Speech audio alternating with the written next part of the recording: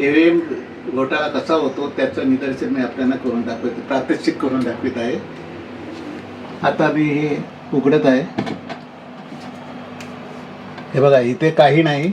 आता कोणतीही पर्ची किंवा कागद नाही. पुन्हा मी हे बंद करतो आणि आता मी वोटिंग करीत आहे.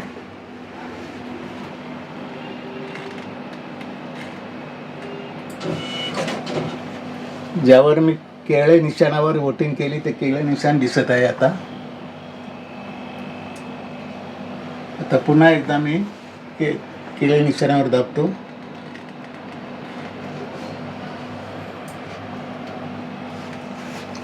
पुन्हा केळे निशाणे दिसत आहे. आता उघडलं पाहिजे.